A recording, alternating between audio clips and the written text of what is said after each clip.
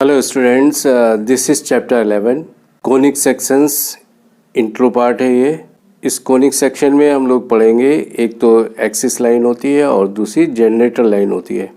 अगर generator line को हम एक्सिस लाइन के अलॉन्ग उसको मूव करते हैं तो यहाँ पे आप जैसे कि इस फिगर में देख रहे होंगे दो तरह के नैप बनते हैं। एक अपर नैप कोन का बनता है और दूसरा लोअर नैप बनता है। इसके बाद हम इसमें इमेजिन करेंगे कि अगर हम ये सपोज करिए ये जो नैप दोनों बनते हैं ये किसी रबर के हैं और एक प्लेन जो इमेजिन कर लेते हैं कि जैसे कि प्लेन कोई एक ब्लेड है या एक पतली टिन की सीट है, उससे हम इसको कट करते हैं। तो डिफरेंट एंगल से डिफरेंट तरीके से इसको कट करने में जो सेक्शंस बनते हैं they are called conic sections. और इन्हीं कोनिक सेक्शंस के बारे में आज आप पढ़ेंगे। So let us start now. Conic sections और conics are the curves that are obtained by intersecting a plane with a double napped right circular cone. Circles, ellipses, parabolas, hyperbolas are the example of conic sections. देखिए यहाँ पे ये basically आपका generator line है और यहाँ पे ये एक्सिस लाइन होती है। तो दो लाइन जब हम इस जनरेटर को इस एक्सिस लाइन के अलॉन्ग मूव करते हैं, तेज़ी से मूव करते हैं, तो ये दो नैप्स बन जाते हैं। एक आपका अपर नैप ये यहाँ पे बनता है और दूसरा जो लोअर नैप है वो यहाँ पे फॉर्म होता है। ऊपर वाला कोन अपर नैप कहलाता है और नीचे वाला जो कोन है ये लोअर नैप कहलाता है। यहाँ पे देखिए दो एंगल भी फॉर्म होते हैं। ये एंगल आपका θ1 कहलाता है, ये एंगल आपका θ1 है और यहाँ पे जो एंगल बनता है ये आपका θ2 कहलाता है। ये एंगल आपका θ2 होता है। अब देखिए अगर यहाँ पे θ2 इक्वल टू 90 डिग्री होता है देन यहाँ पे एक सर्कल फॉर्म होता है। अगर हम किसी प्लेन से अपर नैप को 90 डिग्री के एंगल पे कट करते हैं तो यहाँ पे जो हमें सेक्शन मिलता है वो क्या मिलता है, सर्कल। सेकंड कंडीशन है, अब एंगल को थोड़ा चेंज करते हैं। यहाँ पे देखिए जो θ1 एंगल है ये अगर θ2 से छोटा है, यहाँ पे देखिए अगर θ1 एंगल θ2 से छोटा है और 90 डिग्री से भी छोटा है देन, और इस केस में जो हमें इमेज मिलती है वो ये होता है ellipse, N ellipse. Third case है इफ θ1 इक्वल टू θ2 देन ये भी सिर्फ एक नैप को ही कट करेगा। यहाँ पे जो आपको इमेज मिलती है ये होता है पैराबोला। तो इस तरह की जो भी शेप आपको मिलेगी ये पैराबोला कहलाती है। इसकी जो नेक्स्ट कंडीशन है इसमें देखिए अगर θ2 एंगल θ1 से भी छोटा हो जाता है बट ये 0 से बड़ा है, तो इस केस में आपके both nappes of the cones are entirely cut by the plane. दोनों नैप प्लेन के आपके कट होते हैं। यहाँ पे देखिए जो ये θ2 है 0 से ग्रेटर है बट लेस देन θ1। इस केस में क्या होता है, जो नैप बोथ साइड दोनों साइड में कट होते हैं। ये देखिए अपर साइड में भी एक सेक्शन बनता है, अपर साइड में भी एक सेक्शन बनता है और लोअर साइड में भी एक इसका सेक्शन फॉर्म होता है। जब हम लोग क्वेश्चन को सॉल्व करेंगे तो कुछ इसकी इमेज इस तरह की बनेगी। इस तरह की इमेज को हम लोग सॉल्व करेंगे, ये एक्स एक्सिस, ये वाई एक्सिस, और हाइपरबोला को हम लोग इस तरह से रीड करेंगे। Degenerated conics, the conics obtained by cutting a plane with a double napped cone at its vertex are known as degenerated conic section। यहाँ देखो इस तरह का केस होता है कि कोई सेक्शन जनरेट होते होते रह जाता है, वो जो सेक्शन बनना था वो नहीं बन पाता है। यहाँ पे देखिए जब हम किसी कोन के नैप को किसी प्लेन से कट करते हैं तो इस केस में कुछ स्पेशल कंडीशंस है। उस केस में सेक्शंस फॉर्म नहीं हो पाता है, कोई भी सेक्शन जनरेट होते होते रह जाता है, मतलब सेक्शन उसमें फॉर्म ही नहीं होता है। तो इस सिचुएशन को हम डीजनरेटेड कोनिक्स कहते हैं। इसकी कुछ अलग अलग सिचुएशंस हैं, इनको हम लोग देख लेते हैं। फर्स्ट केस में अगर थीटा 2 90 डिग्री है तो ये एक पॉइंट फॉर्म होता है, और यहाँ पे आप ये इस तरह का इमेज देख रहे हैं, ये एक पॉइंट फॉर्म होता है और ये प्लेन बिल्कुल इसका जो वर्टेक्स है दोनों नैप का उस पे ये कट करता है। तो यहाँ पे हमें एक जो सेक्शन मिलता है वो एक पॉइंट के फॉर्म में मिलता है। If theta 1 equal to theta 2 तो हमें क्या मिलता है, एक स्ट्रेट लाइन मिलती है।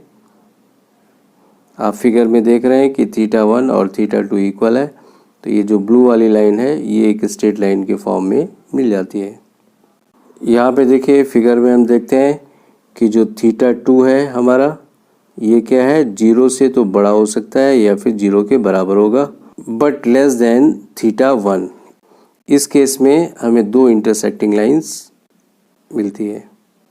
A circle is a set of all points in a plane that are equidistant from a fixed point in the plane।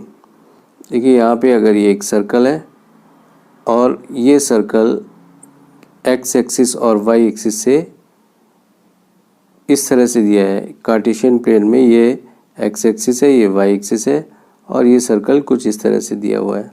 x axis पे जो इसका डिस्टेंस है वो h है, और जो y एक्सिस पे इसका डिस्टेंस है वो k है। सेंटर का कोऑर्डिनेट h और k होगा।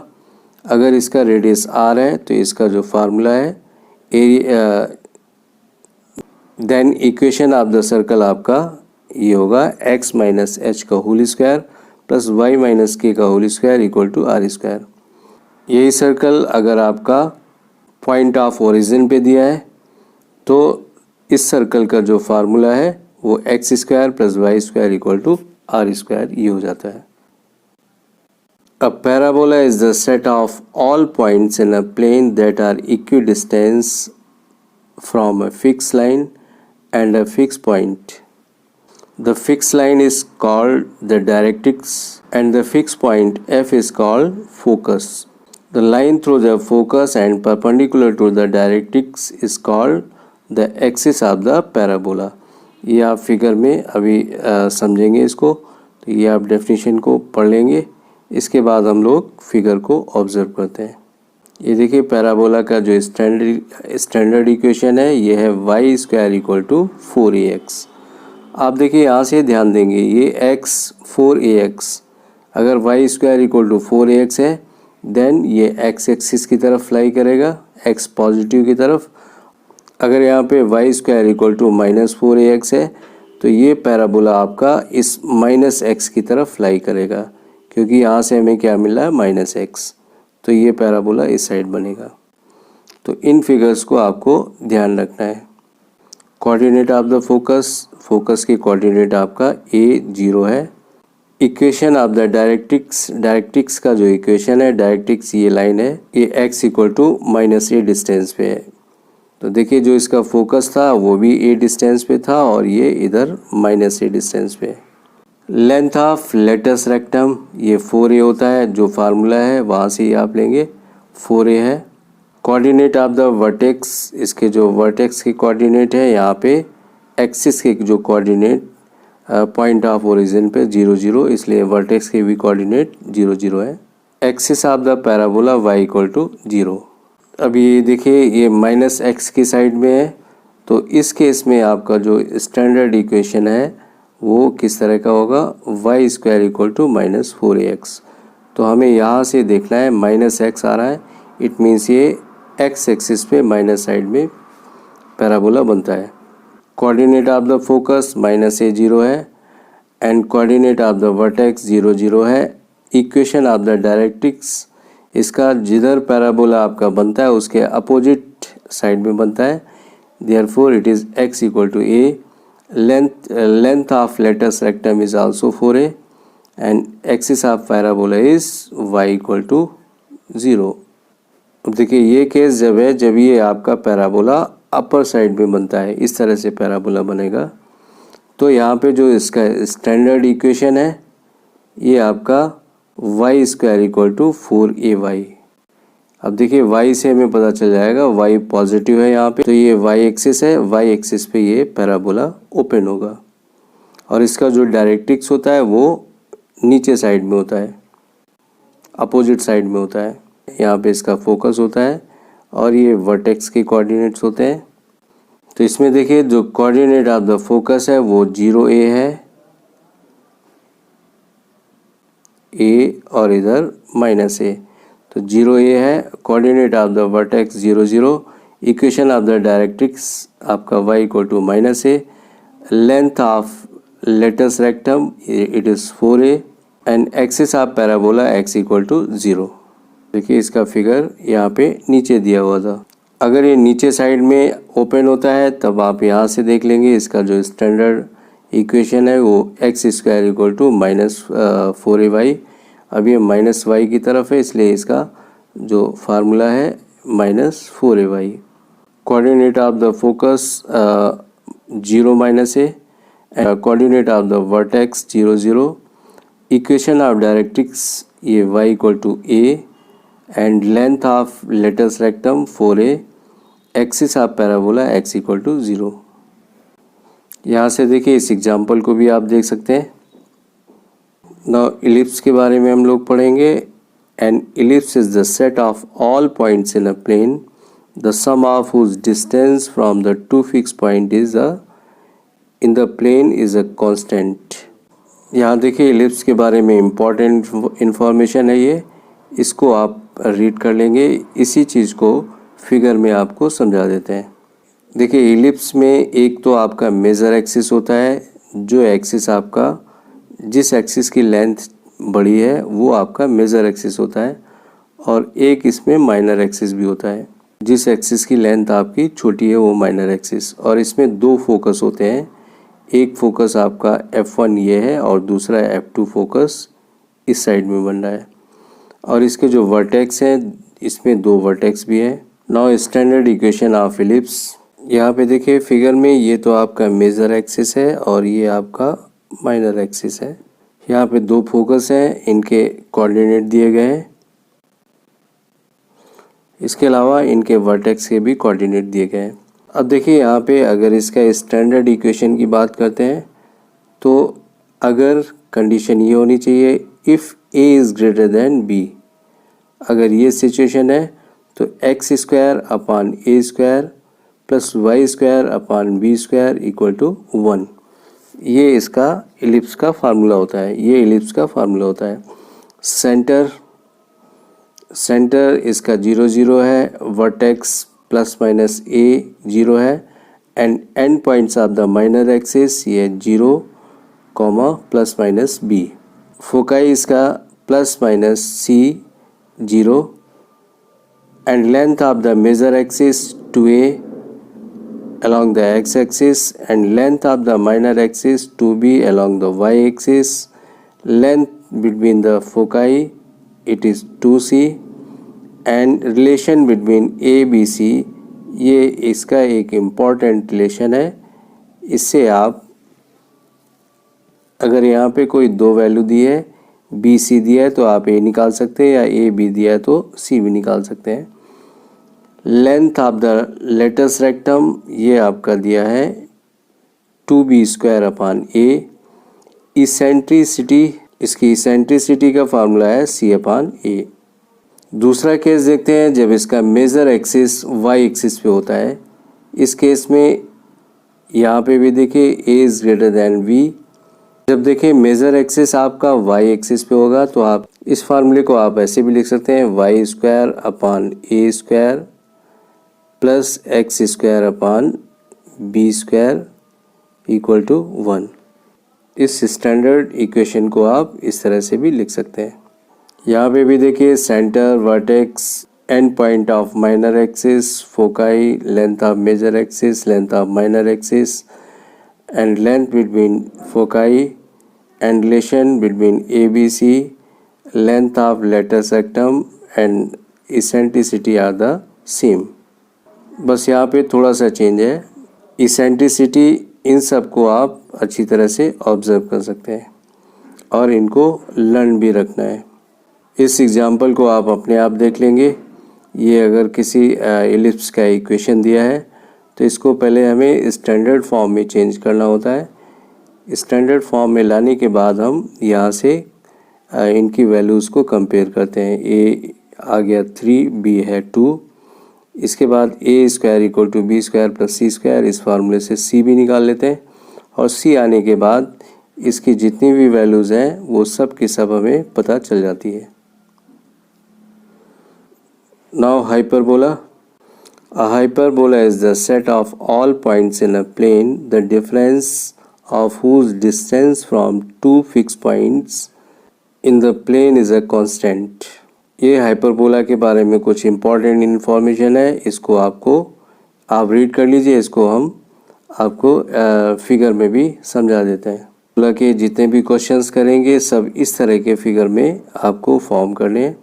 यहाँ पे ये पैराबोला के वर्टेक्स हैं, ये इसके दो फोकस हैं। इस केस में जब हाइपरबोला हमारा एक्स एक्सिस पे फॉर्म होता है तो इसका जो स्टैंडर्ड इक्वेशन है वो इस तरह से होता है, x square upon a square minus y square upon b square equal to 1।